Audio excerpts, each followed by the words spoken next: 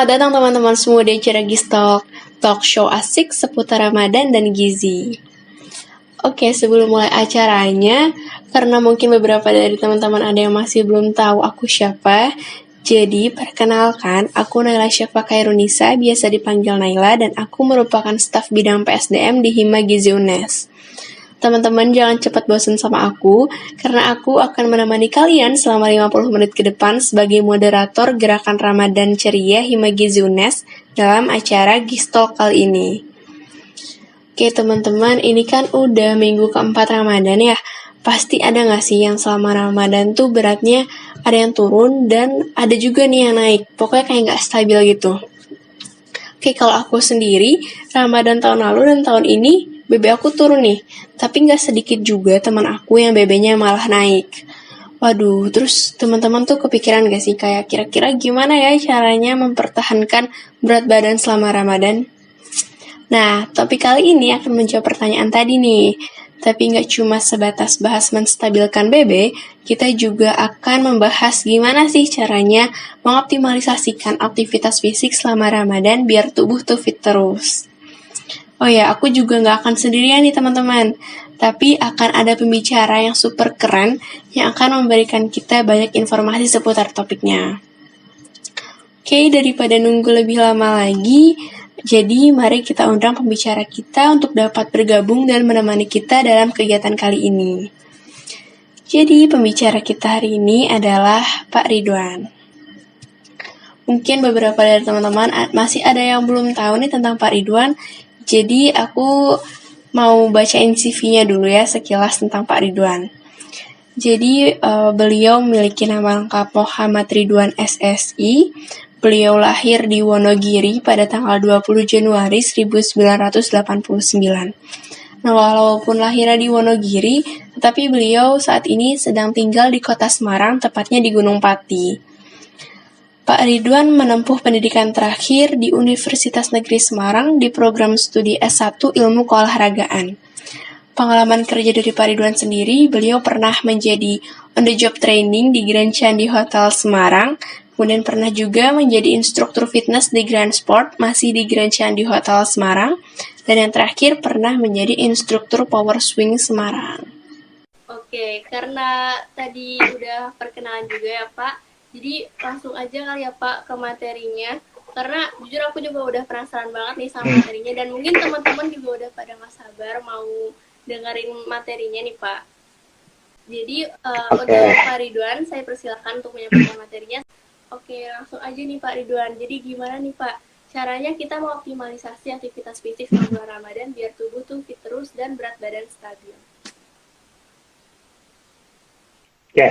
Selamat sore semuanya. Oke, perkenalkan, dari saya juga perkenalkan ya, tapi tidak ada salahnya jika saya memperkenalkan diri. Jadi nama saya Ridwan, saya lulusan UNES juga tahun 2012, dan setelah itu saya bekerja di salah satu hotel bintang 5 di Semarang sampai sekarang. Dari tahun 2015 dan 16 sampai sekarang saya mengajar program Power Swing Semarang, satu-satunya olahraga yang mengkombinasikan antara yoga, pilates, cardio, fitness itu yang ada di Semarang, hanya di Candi. Itu yang pertama, pengantar yang pertama. Nah, kaitannya dengan puasa dan untuk menjaga supaya badan tetap fit, supaya badan tetap prima, dan berat badan supaya stabil. Nah, ini materinya menarik ini, berat badan stabil selama puasa. Kalau menurut secara subjektivitasnya, seharusnya adalah ketika bulan puasa ini adalah momentum sebenarnya untuk menjaga berat badan, apalagi untuk menurunkan berat badan. Karena di mana kita selama kurang lebih dari 14 jam kita menjaga makan, memberikan jeda kepada tubuh kita untuk meregenerasi sel-sel. Dari manfaat puasa kan banyak sekali tuh. Nah, selama 14 jam kita puasa, akhirnya harusnya sih bisa turun. Tapi apakah demikian? Belum tentu juga. Kenapa? Tergantung aktivitasnya. Aktivitas apa? Ya aktivitas fisik tentunya. Karena pada belakangan ini milenial ya, ada istilahnya yang kaum rebahan nih. Sekarang nih, ada kaum rebahan. Kalau secara subjektivitas, benar ya. Nah, secara subjektivitasnya ada yang dinamakan physical inactivity. Jadi physical inactivity itu apa? Physical inactivity. Jadi yang biasa dibilang kalau bahasa anak sekarang ya, itu mager katakanlah. Nah, ada juga yang kaum rebahan, kalau katakanlah untuk orang-orang milenial kan biasanya bilangnya seperti itu. Nah, untuk yang kaum rebahan ya, ini peringatan ya, peringatan. Ini bukan ya peringatan. Dari data WHO itu menjelaskan bahwa jadi penyebab degeneratif, penyakit kardiovaskuler seperti jantung, stroke, diabetes dan sebagainya itu 20 sampai 30% dialami oleh orang yang mager atau orang kaum rebahan itu tadi. Dan menurunkan harapan hidupnya 3 sampai 5 tahun akibat dari penyakit-penyakit kardiovaskuler yang dideritanya. Jadi tidak ada salahnya daripada rebahan, mending kita ayo latihan olahraga. Nah, pertanyaannya sekarang adalah olahraga apa yang cocok nih? Karena udah puasa kan ya, udah puasa, udah capek-capek, energinya juga sudah habis. Olahraga apa yang kira-kira bagus untuk mempertahankan berat badan dan kaitannya untuk menurunkan berat badan? Kalau kita bahas kalau kita membaca jurnal-jurnal kesehatan, jurnal-jurnal olahraga yang paling bagus adalah olahraga strength training, resistance training, atau olahraga beban. Nggak mau olahraga beban, capek nanti kalau cewek biasanya nanti berotot badannya. Seringkali kan dengar kan? Iya, Pak. Ya, seringkali banyak banget kan, olahraga. Padahal kita latihannya sudah bertahun-tahun juga nggak gede-gede amat badannya kan gitu. Iya, benar. Jadi, jangan takut, terus jangan jangan underestimate-kan bahwa ketika latihan beban kita langsung besar. Jadi seperti olahraga yang tadi, olahraga beban, olahraga angkat beban, olahraga strength training adalah kunci dari segalanya. Tentunya lebih baiknya adalah dikombinasi antara olahraga beban sama kardio. Nah, dari sini ada pola-polanya nih. Jadi olahraga beban yang bagus itu olahraga yang apa? Yang males kalau misalkan ke gym harus bayar member misalkan. Males kalau kita nurutin males kapan mulainya? Kan gitu. Katakanlah kita nggak mau ke gym lah, oke lah kita nggak mau nge-gym. Yang penting aktif dulu, olahraga pakai beban body weight training dulu. Pakai diri tubuh kita sendiri dulu. Kan lebih enteng nih, tinggal kita gerak, tinggal kita ngumpulin niat, akhirnya kita langsung jalankan. Nah, pada prinsipnya olahraga beban itu terbagi dari beberapa macam. Latihan terutama. Yang pertama adalah komponen latihannya seperti apa. Latihannya, apakah latihannya sudah benar apa belum, apakah latihannya sudah sesuai dengan kriteria-kriterianya atau belum, ataukah memang hanya asal gerak dan sebagainya. Pada prinsipnya semuanya sudah bisa jadi. Untuk aktivitas fisik bisa. Tentunya menghindari dari resiko cedera itu yang lebih penting. Jadi kalau misalkan yang muslim ya, bagi yang muslim adalah sholat kan ada 5 kali nih. Misalkan untuk menambah aktivitas fisik, misalkan kita tambah push up aja ketika setelah akhir daripada sholat. Katakanlah dalam satu hari, ya sholat subuh 5 kali dulu lah untuk dulu puasa yang pertama. Berikutnya nanti untuk di hari kedua ditambah lagi lah dari 5 menjadi 10 lah katakanlah. 10 tambah 5 udah 100, kali 5 sudah 100 nih. Nggak kerasa kan? Yang dulunya mungkin push up-nya baru pakai lutut, sekarang bisa pakai ujung kaki misalkan. Nah, aktivitas-aktivitas yang dijadikan habit inilah yang nantinya akan membantu kita untuk membentuk massa-massa otot. Nah, selain itu, untuk latihannya sudah nih, nanti banyak, kalau misalkan ada pertanyaan juga nanti disimpan dulu, nanti kita jawab bareng-bareng. Dari segi latihannya. Jadi pola makannya seperti apa, dari nutrisinya seperti apa. Nah, ini anak-anak gizi ya, anak-anak gizi yang nutrisi dan sebagainya sudah mewakili nih harusnya ya. Harusnya sudah di luar kepala. harusnya makronutriennya seperti apa, timingnya seperti apa, terus komposisinya seperti apa, ya itu yang harus diperhatikan. Nah, apakah boleh misalkan ada pepatah nih, berbukalah dengan yang manis-manis nih, katakanlah ya di luaran sana kan banyak ya kayak gitu ya. Nah, apakah boleh sebenarnya? Jawabannya adalah tergantung. Tergantung apa? Kalau misalkan kita aware dengan kesehatan kita, makanan-makanan yang manis, makanan yang mengandung tingkat glycemic index-nya yang tinggi, makanan-makanan yang mengandung gula tinggi itu memang cenderung sedikit dikurangin. Kenapa? Ketika karbohidrat masuk, ketika glukosa masuk ke dalam tubuh, maka ada insulin yang masuk. Ketika ada insulin yang masuk, insulin dari pankreas mengeluarkan insulin, berusaha untuk menurunkan insulin, maka akan terjadi hipoglikemik. Makanya setelah itu kita setelah makan, misalkan makannya membabi buta, setelah itu langsung lapar lagi, minta makan lagi karena kondisi hipoglikemik di dalam tubuh kita. Jadi saran saya ketika berbuka, kurangi makanan-makanan yang sifatnya manis. Meskipun tergantung aktivitasnya juga. Kalau aktivitas fisiknya oke selama puasa, olahraga misalkan sebelum berbuka, olahraganya lumayan keras misalkan, itu juga tidak ada masalah sebenarnya. Cuman mesti dipilah dan dipilih lagi. Oke, terus yang kedua, pola istirahat. Nah, yang ketiga adalah pola istirahat. Biasanya puasa ini yang terganggu istirahatnya nih. Jadi ada sholat tarawih malam, nanti harusnya anjurannya 7 sampai 8 jam untuk istirahat. Biasanya hanya karena malam tidurnya, terus nanti buka sahur, akhirnya waktu istirahatnya berkurang. Nah, ini juga harus menjadi aware, karena ketika istirahatnya kurang, yang terjadi adalah kortisolnya naik. Ketika kortisolnya naik, maka mengacaukan sedikit metabolisme yang berada di dalam tubuh kita. Nah, maka dari itu, gunakanlah kesempatan puasa ini dengan sebaik-baiknya. Harusnya adalah puasa selalu mendatangkan kebaikan. Artinya apa? Momentum puasa ini selain rohani kita dilatih, jasmani kita harus tetap juga dilatih. Harus tetap juga aktif untuk latihan olahraga supaya goalnya tercapai. Goalnya apa? Yang tadi, menciptakan tubuh fit dan berat badannya menjadi stabil. Apalagi nih, menjelang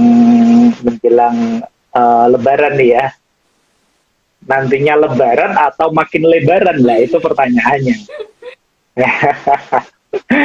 Nah, apakah misalkan ada pertanyaan nih, Lebaran aku masih diet Lebaran nggak mau lah kue ini dan sebagainya lah, dengan alasan apapun, dengan alasan asumsi diet katakanlah misalkan. Nah, dengan seperti itu, ini momentum 1 tahun sekali loh. Oke. Ketika 1 sampai 2 seminggu, 3 sampai 5 hari sampai seminggu pun tidak akan mengacaukan diet kalian. Jadi saran saya, tetap nikmati opor ayam yang ada di depanmu nanti. Tetap nikmati kue kering yang nanti akan kamu temui di saat Lebaran nanti. Kalaupun jadi lebaran, paling nanti seminggu pertama lah. Dan jangan ibaratnya diasosiasikan di kepala kita ketika kita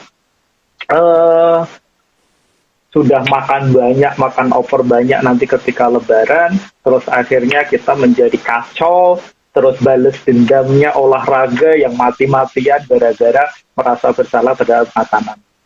Kita bertanggung jawab terhadap makanan yang kita makan, iya. Tapi kalau sampai merasa menyalahkan diri kita atas makanan yang kita makan, jangan. Oke, jadi seperti itu. Jadi harapannya adalah momentum puasa ini kita jadikan sebagai momentum kita menuju arah yang lebih baik lagi. Jadi baik secara rohani, baik secara jasmani. Oke Pak, sebelumnya saya juga mau bertanya nih Pak. Hmm, ya. Uh, Tadi kan olahraganya olahraga beban ya Pak. Itu tuh contohnya kayak gimana? Terus waktu yang paling efektifnya tuh gimana nih Pak? Soalnya biasanya kalau kita olahraga pagi-pagi nanti tuhnya dari pagi sampai seharian udah aus ya Pak. Terus nanti kalau misalkan olahraganya sore-sore menjelang berbuka, nanti itu lagi lemes-lemesnya nih Pak, jadi mager terus nggak jadi lagi nih. Jadi yang paling efektif tuh sebenarnya kapan nih Pak? Waktu efektifnya itu sebenarnya kalau menurut hemat saya, saran saya adalah 30 sampai 40 menit menjelang berbuka puasa. Kenapa? Pada saat itu adalah pada saat yang menurut saya efektif. Karena ketika kita sudah capek-capeknya, nanti terus akan kita langsung mengembalikan nutrisi yang hilang di tubuh kita, tenaga yang hilang di tubuh kita. Nah, olahraganya apa? Olahraganya apa? Yang pertama adalah beban dulu. Beban dulu baru kardio. Kalau misalkan beban, jangan diantem langsung pakai yang repetisi maksimal. Cukup kita katakanlah misalkan bebannya maksimalnya di kondisi tidak puasa sampai bisa 100 kilo. Namun kalau misalkan ya pada puasa ya cukup 40 sampai 60% dari repetisi maksimal. Oke, jadi kita banyakin aja repetisinya untuk hipertrofi ototnya.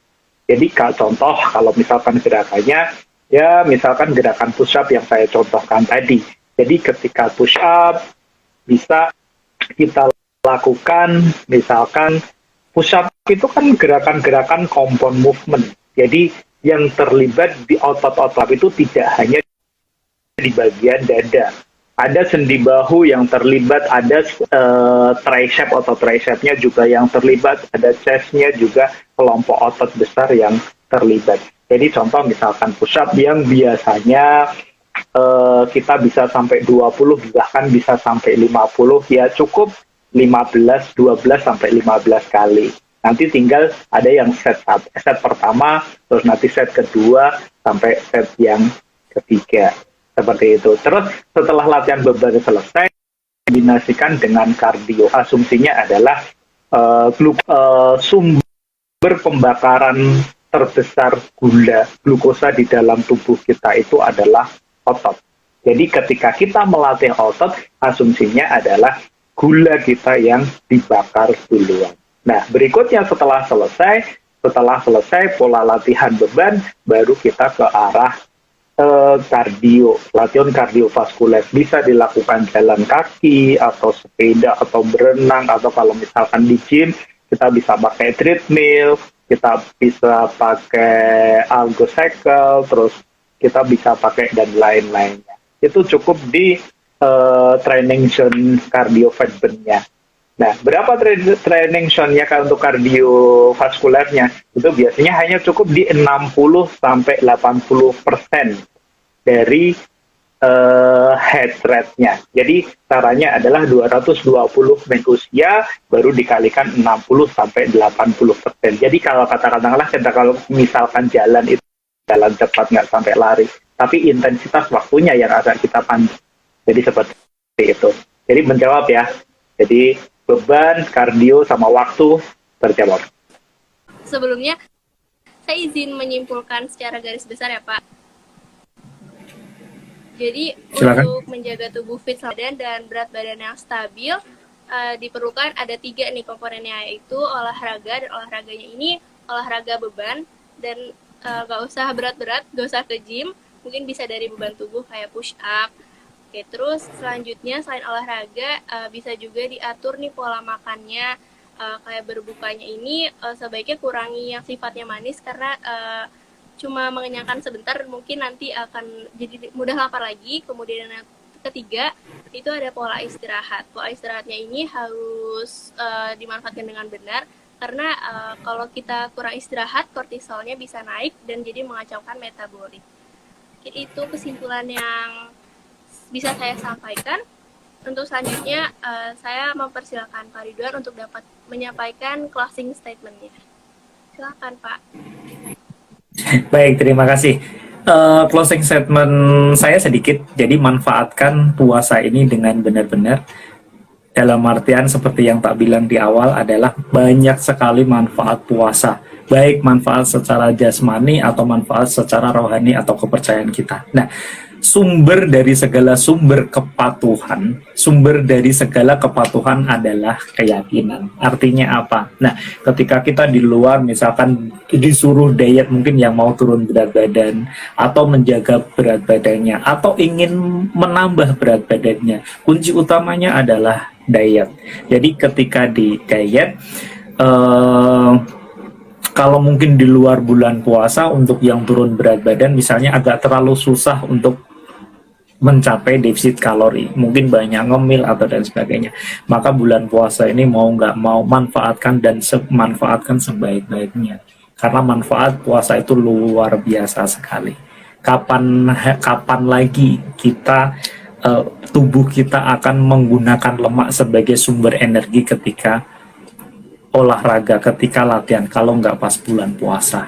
Kapan lagi kita akan mendapatkan manfaat yang lain ketika puasa? Maka saran saya adalah manfaatkan momen puasa ini dengan sebaik-baiknya, dengan latihan, dengan olahraga, dengan aktivitas fisik. Harapannya adalah tubuh kita setelah puasa menjadi lebih bugar, menjadi kebugaran, level kebugarannya kita menjadi meningkat. Terima kasih. Untuk closing statement Baik, saya. Oke, terima kasih banyak Pak Ridwan sudah menerima undangan dari Himagizi UNES dan menyempatkan waktunya untuk menjadi pembicara di acara Gistalk pada sore hari ini. Juga udah menjawab pertanyaan dari teman-teman tadi. Semoga semua apa yang disampaikan sama Pak Ridwan dapat bermanfaat untuk teman-teman semua yang join live-nya ini. Terima kasih ya Pak. Sama-sama. Terima kasih. Oke, selanjutnya apabila Pak Ridwan memiliki agenda lain, maka Pak Ridwan dipersilakan untuk meninggalkan acara Gistalk kali ini. Sekali lagi terima kasih. Saya live duluan.